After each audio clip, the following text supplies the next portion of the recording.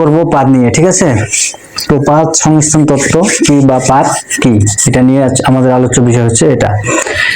Chowmein খাওয়ার পাত বা সরি প্লেট বা বিরিয়ানি খাওয়ার প্লেট না, এটা হচ্ছে যে আমরা যে পৃথিবীর বসবাস করি ভূত্বকের উপর, তার নিজে যে প্লেট আছে, হ্যাঁ, সেই প্লেটগুলো কি আসলে সেটা জানার চেষ্টা করবো আজকে, ঠিক আছে। তো প্রথমে পাত সম্বন্ধে জানতে গেলে একটু আমাদের যে ওই ভাগগুলো আছে ভূত্বকের সেখানে একটু যেতে হবে, তাহলে তোমরা ক্লিয়ার বুঝতে পারবে। পাত কি সেটা যদি না জানো তাহলে পুরো চ্যাপ্টারটাতে কি বুঝবে, তোমরা কিছু বুঝতে পারবে না, ঠিক আছে। তো আমরা সেটাই একটু দেখব। এটা হচ্ছে ভূত্বক, ভূত্বকের কিছু অংশ এবং ঊর্ধ্ব গুরুমণ্ডলের কিছু অংশ। এর তিনটা জানো, ভূত্বক, গুরুমণ্ডল, কেন্দ্রমণ্ডল। তো গুরুমণ্ডলের ঊর্ধ্ব গুরুমণ্ডল এবং ভূত্বক, ঠিক আছে, এর কিছুটা অংশ নিয়ে হচ্ছে লিথোস্ফিয়ার। সেই লিথোস্ফিয়ারটা হচ্ছে শেয়াল এবং সীমা দ্বারা গঠিত।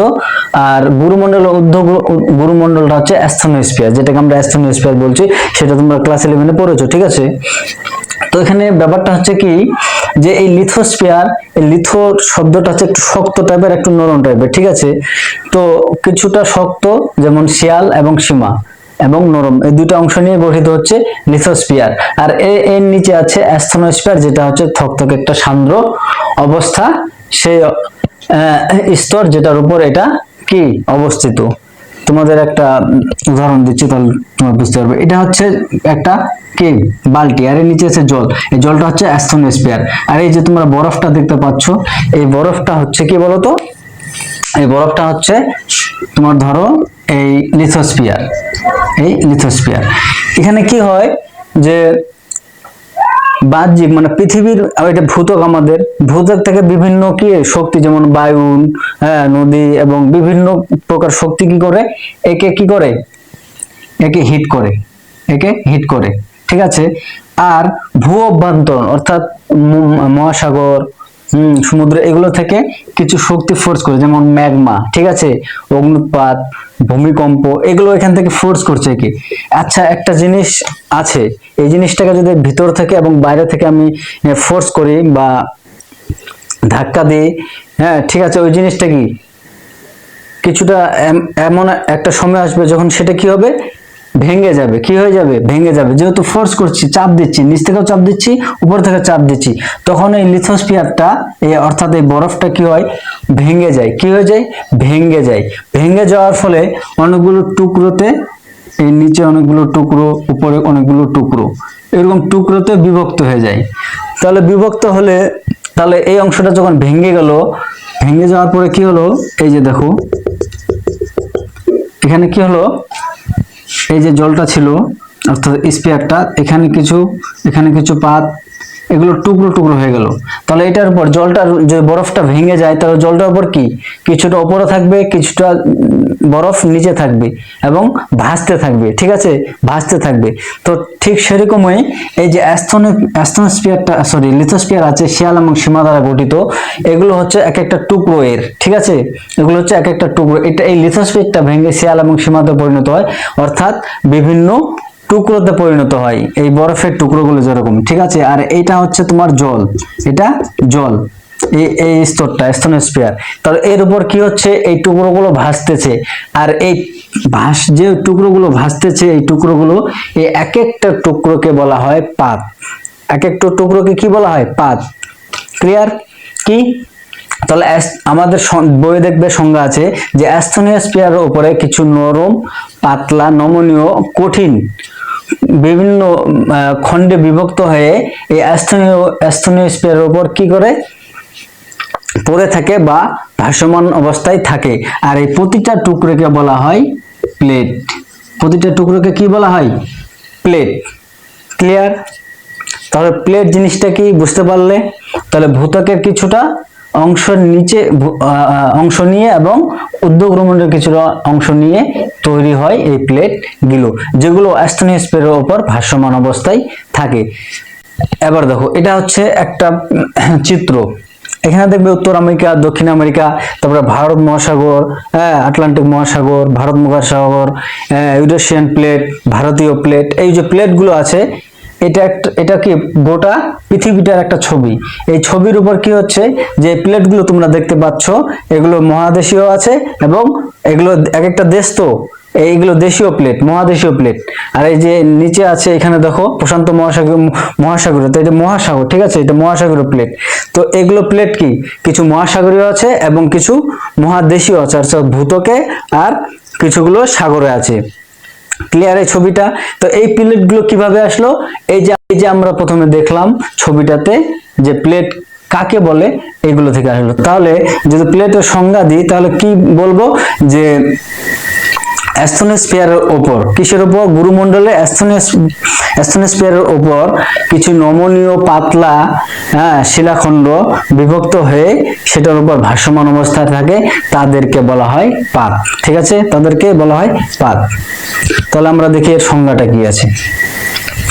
দেখতে পাচ্ছ এখানে তোমাদের সংজ্ঞাটা আছে। তারপরে এটা 1965 সালে বিজ্ঞানী জেটি উইলসন সর্বপ্রথম এই কথাটা ইউজ করেন। কে? JT Wilson. তারপরে 1967-তে ম্যাকেনজি এবং পার্কার এই তথ্যটা বিশ্লেষণ করেন, ঠিক আছে, এবং পাঁচ সংমিশ্রণ তত্ত্বটা। তারপর 1968 সালে কি হয়, যে পিচো নামে একজন ভূবিদ, তিনি এটাকে এই পুরো ব্যাপারটাকে, পাঁচ সংমিশ্রণ তত্ত্বটাকে পুরো বৈজ্ঞানিকভাবে বা বৈজ্ঞানিক সম্মতভাবে ভালো করে সেটার ব্যাখ্যা দেন পিচো। তার জন্য পিচোকে পাঁচ সংমিশ্রণ তত্ত্বের জনক বলা হয়। ঠিক আছে, এরপরে আমরা জানবো যে এর পাত, তো পাত গুলো অনেকগুলো টুকরো আছে, অবশ্যই এর ভাগ হয়েছে, তারপরে টুকরো আছে। তো এরপরে দেখো শ্রেণী বিভাগ, এটাকে দুটি ভাগে ভাগ করা হয়।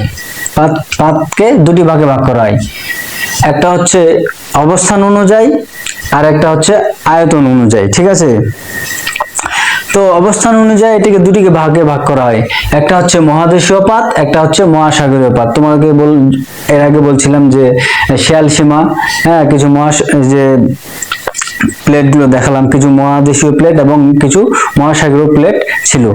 তো এই একটা হচ্ছে মহাদেশীয় প্লেট, একটা হচ্ছে মহাসাগরীয় প্লেট। তারপরে এর আয়তন অনুসারে একে দুটি ভাগে ভাগ করা হয়, একটা হচ্ছে বড় প্লেট আর কিছু ছোট প্লেট। বড় প্লেটগুলোকে টোটাল 7টা ভাগে ভাগ করা হয়, ঠিক আছে, এবং ছোটগুলোকে, মাঝারিগুলোকে মোটামুটি ধরো 20টি ভাগে ভাগ করা হয়। তো বড় প্লেটগুলো কি, এই দেখতে পাচ্ছ ছবিটা, উত্তর আমেরিকা, দক্ষিণ আমেরিকা, তারপরে আছে তোমার Australia, African plate, Eurasian plate, ভারতীয় প্লেট। ঠিক আছে, এগুলো হচ্ছে 7টা বড় বড়, এই 7টা বড় বড় প্লেট। এবং ছোট ছোট প্লেটগুলো আছে কুমোরীয় প্লেট, তারপরে তোমার নাজকা প্লেট, ভারতীয় প্লেট, ক্যারিবিয়ান প্লেট। ঠিক আছে, এগুলো হচ্ছে ছোট ছোট। তো এর তাহলে প্লেট বা পাতকে কয়টি ভাগে ভাগ করা হয়? দুটি, একটা হচ্ছে অবস্থান অনুসারে, একটা হচ্ছে আয়তন অনুসারে। এই অবস্থান অনুসারে দুটি, একটা হচ্ছে মহাদেশীয়, একটা হচ্ছে মহাসাগরীয়। এবার প্রশ্ন আসতে পারে যে আচ্ছা, মহাদেশীয় পাত কাকে বলে? মহাদেশীয় পাত হচ্ছে যেগুলো মহাদেশের অংশ নিয়ে গঠিত হয়, সে পাতগুলিকে বলা হয় মহাদেশীয়। আর যেগুলো মহাসাগরীয় অংশ বা মহাসাগরীয় ভূত্বক নিয়ে গঠিত, সেগুলো হচ্ছে মহাসাগরীয়। যেমন প্রশান্ত মহাসাগরীয় পাত, এটা হচ্ছে কি মহাসাগরীয়। এবং ধরো আফ্রিকান প্লেট, সেটা হচ্ছে কি মহাদেশীয়। ঠিক আছে, এটা হয়ে গেল ভাগের পরে আবার কিছু এরপরে নেক্সট যেটা আসবে সেটা হচ্ছে পাতের বৈশিষ্ট্য। কি পাতের, দেখতে পাচ্ছ তোমরা, এটা হচ্ছে পাতের বৈশিষ্ট্য। কি আছে? প্রথমে তো আছে অবস্থান, ঠিক আছে, তারপর হচ্ছে প্রকার, তারপর হচ্ছে প্রান্ত ভাগের প্রকৃতি, আয়তন, গতি এবং পাতের সংখ্যা। তো যে কোনো একটা জিনিস থাকলে তার কিছু বৈশিষ্ট্য থাকে, ভালো ভালো কিছু দিক থাকে, খারাপ কিছু দিক থাকে। এবং ধরো কলমের বৈশিষ্ট্য আছে কি, কলমটা ভালো লেখে, একটা ভালো বৈশিষ্ট্য।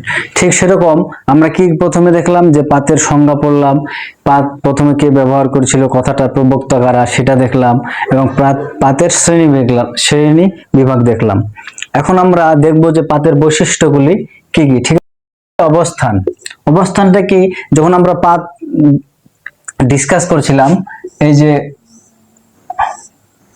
তাহলে এই জায়গাটায় কিন্তু পাতগুলো ছিল, যেটা হচ্ছে গুরুমণ্ডল বা লিথোস্ফিয়ার এটা হচ্ছে অ্যাস্থেনোস্ফিয়ার।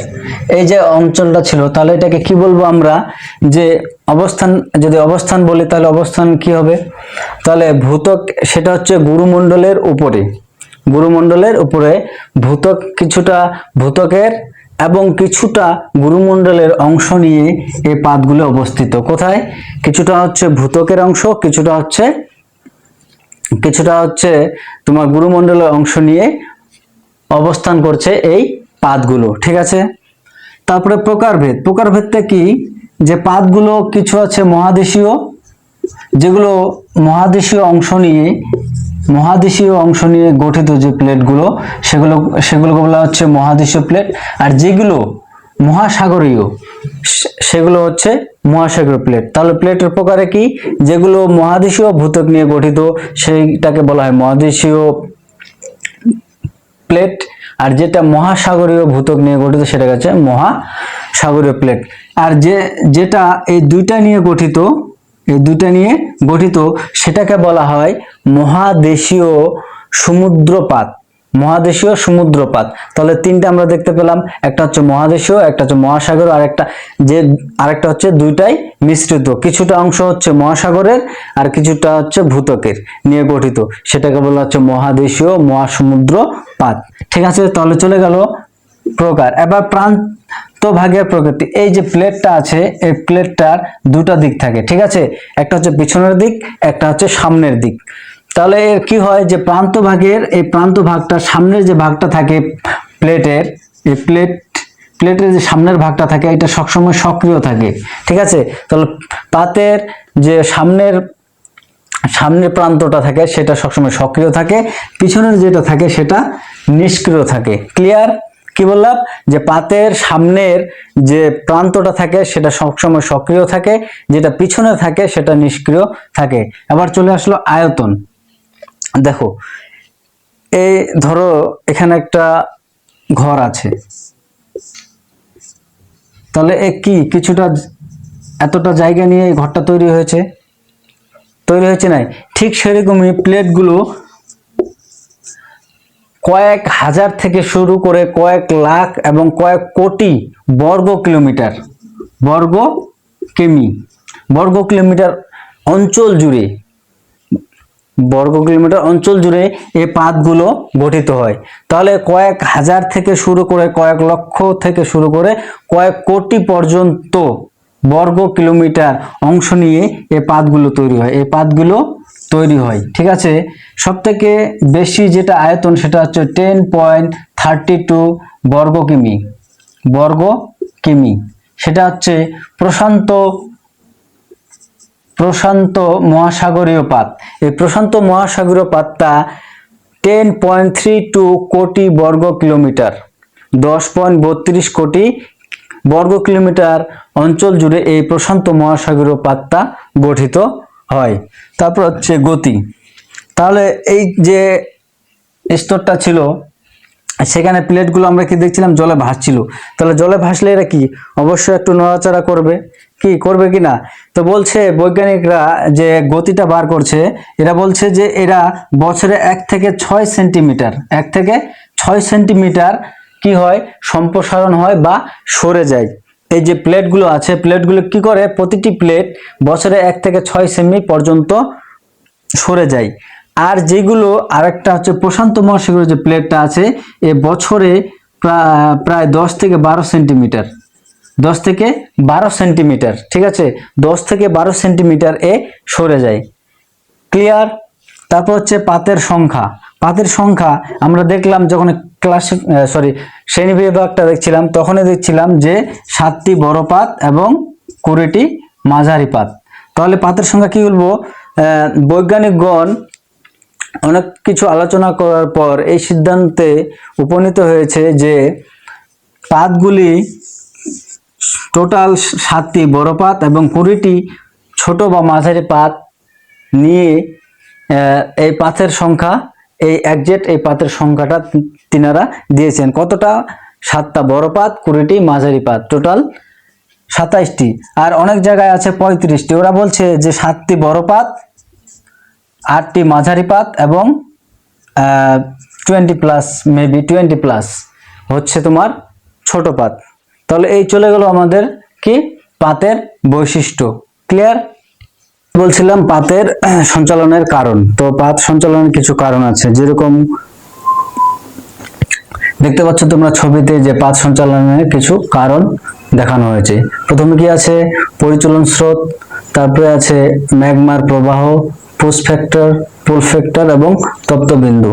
এগুলো হচ্ছে পরিচলন স্রোতের কিছু কারণ, যেগুলোর কারণে পাত সঞ্চালন হয়, অর্থাৎ পাতগুলো নড়াচড়া করে বা একটা অপরের জায়গায় ঢুকে যায়।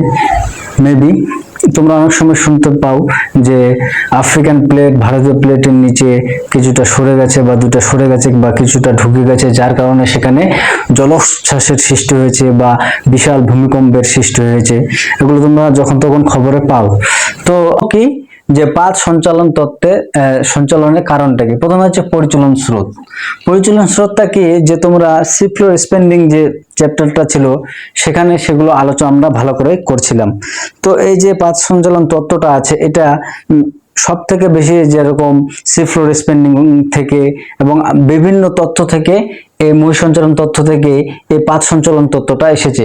আর এটা পাত সঞ্চালন তত্ত্বটা সব থেকে মনে কর পৃথিবীর গঠন, তারপরে ভূমিরূপ, তারপরে তোমার পর্বত পাহাড়, এগুলো গঠনের ক্ষেত্রে হ্যাঁ এটা সম্পূর্ণ একটা নতুন এবং সুন্দর একটা ব্যাখ্যা দেয় শুধু পাত সংস্থান তত্ত্ব এই জিনিসগুলো গঠনের ক্ষেত্রে।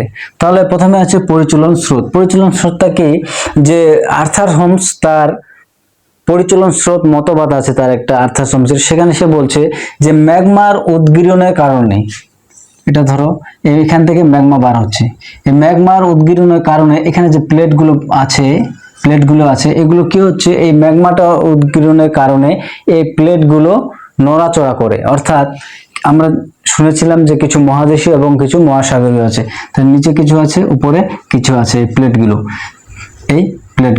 তো কি হয়, এই ম্যাগমাটার কারণে এই প্লেটগুলো কি হয়, সঞ্চারণ হয়, প্লেটগুলোর সঞ্চারণ।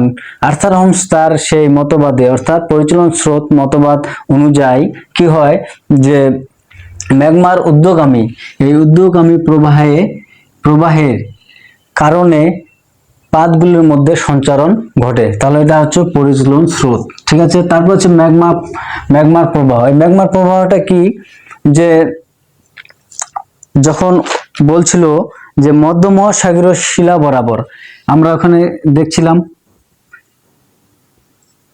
কোথায়, সি ফ্লোর স্পেন্ডিং এ, এটা মধ্য মহাসাগরীয় শৈলশিরা। তো এর বরাবর কি হয়, যে ম্যাগমাটা যে বাইরে বেরিয়ে আসে, এসে কি করে, এই ম্যাগমাটা বাইরে বেরিয়ে এসে কিসের, পরিচলন স্রোতের, তার পরিচলন স্রোতের প্রভাবে ম্যাগমাটা এই যে মধ্য মহাসাগরীয় শিলাটা, এই মধ্য মহাসাগরীয় শিলা বরাবর পরিচলন স্রোতের ঊর্ধ্বগামী পরিচলন স্রোতের প্রভাবে ম্যাগমাটা বাইরে এসে কি হয়, সমুদ্র তলদেশে, এই সমুদ্র, এটা কিন্তু সমুদ্র তলদেশ, পুরো টোটাল ব্যাপারটা যে ছিল মধ্য মহাসাগরীয় সেটা করেছিল সমুদ্র তলদেশে, সেই সমুদ্র তলদেশে এসে বেরিয়ে আসে, যার কারণে পাতগুলোর সঞ্চালন ঘটে। এখন এখানে নতুন কিছু যদি বেরিয়ে আসে, হালচাল হবে কি নাই? তোমার বক্সের মধ্যে অনেকগুলো জিনিস রাখবে, তার ভিতরে যদি একটা বুম করে একটা জিনিস ঢুকিয়ে দাও, তো সেখানে একটা হালচাল হবে কি না? অবশ্যই হবে। এবং 10 জন আছো, ওখানে যদি আরেকজন 2-3 জন বা 4 জন যদি ঢুকে যায়, তাহলে সেখানে কি একটু গোলমাল হবে কিনা, নড়াচড়া হবে কিনা? ঠিক সেরকম এই ম্যাগমাটা বেরিয়ে এসে যখন সমুদ্র তলদেশে বেরিয়ে আসে, তখন যে প্লেটগুলো থাকে সেই প্লেটগুলোকে নড়াচড়া হয়। সঞ্চারণ কথার অর্থ হচ্ছে নড়াচড়া বা সরে যাও। তো সেই প্লেটগুলোর কি করে, সঞ্চারণ ঘটে। তাহলে পরিচলন স্রোতের ঊর্ধ্বমুখী প্রবাহের কারণে ম্যাগমা বেরিয়ে আসে কি, এই শৈলশিরা বরাবর, যার কারণে পাতের কি হয়, সঞ্চারণ ঘটে। তারপরে হচ্ছে আরেকটা কারণ হচ্ছে পুশ ফ্যাক্টর। এই পুশ ফ্যাক্টরটা কি, এটা হচ্ছে যে একটা এই যে মধ্য মহাসাগরীয় শৈলশিরাটা ছিল, এই মধ্য মহাসাগরীয় শৈলশিরাটা,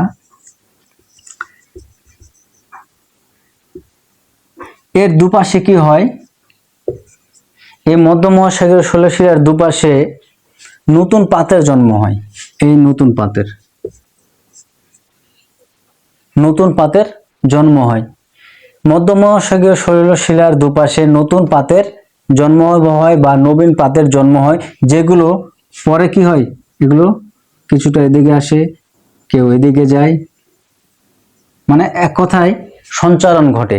তাহলে মধ্য মহাসাগরীয় শৈলশিলার দুপাশে নবীন বা নতুন প্লেট বা পাতের জন্ম হয়, যেগুলো পরে পরে সঞ্চারণ ঘটে, পরে সেগুলোর কি ঘটে, সঞ্চারণ হয়। কারণ এখানে সিফ্লোর স্পেন্ডিংটা ধীরে ধীরে কি হয়, সম্প্রসারিত হয়, যার কারণে প্লেটগুলো কি হয়, সঞ্চারিত হয়। ঠিক আছে, বুঝতে পারলে? যেটা আমরা সিফ্লোর স্পেন্ডিং অলরেডি পড়েছি, যেটা যারা সেখানে পড়ছো তো তোমরা তারা ভালোভাবে বুঝতে পারবে, তাও আমি এখানে ক্লিয়ার করে দিচ্ছি। ঠিক আছে, তাহলে কি হলো, যে মধ্য মহাসাগরীয় শৈলশিলার দুপাশে নতুন পাতের জন্ম হয়, যেগুলো পরবর্তীতে সঞ্চারণ ঘটে। তাহলে এটা এই পুরা ঘটনাটাকে বলা হয় পুশ ফ্যাক্টর। কি বলা হয়? Push factor. Post factor. তারপর হচ্ছে ফুল ফ্যাক্টর। ফুল ফ্যাক্টরটা কি, যে মহাদেশীয় যে পাতগুলো ছিল, এটা ধরো মহাদেশীয় পাত, এর প্রান্তে অর্থাৎ ভূঅভ্যন্তরে, এটা কিন্তু ভূঅভ্যন্তরে কিছুটা ভূঅভ্যন্তরে থাকে, কিছুটা কি ভূত্বকের একটু বাইরে থাকে, ভূত্বকে থাকে, কিছুটা ভূঅভ্যন্তরে থাকে অর্থাৎ গুরুমণ্ডলে। তো এই যে এই প্লেটটা আছে, এর প্রান্তভাগে কি হয়, যখন দুটা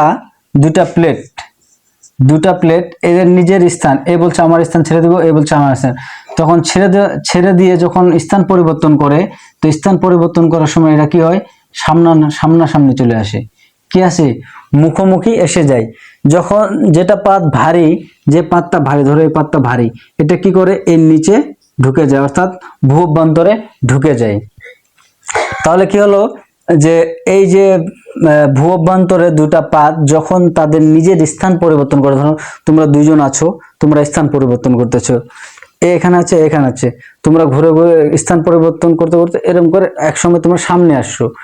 এ কি ছিল, এ খুব ওজনটা বেশি ছিল, বা এ কি করছে, এই যে যেহেতু এটা জল, সে কি নিচে চলে গেছে।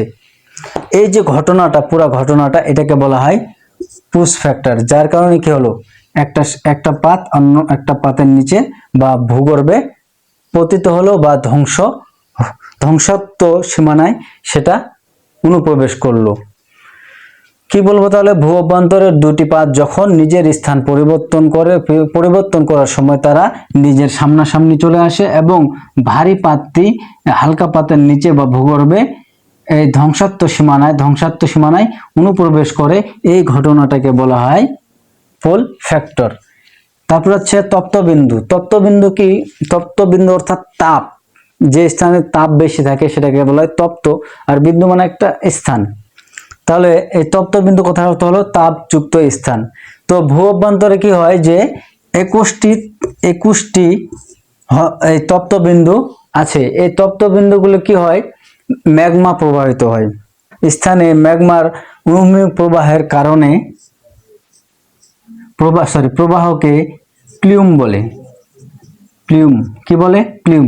যদি বলে প্লিউম কাকে বলে, তাহলে কি বলবে, যে 21টি তপ্তবিন্দু জায়গায় ম্যাগমার অনুভূমিক প্রবাহকে প্লিউম বলে ভূঅভ্যন্তরে।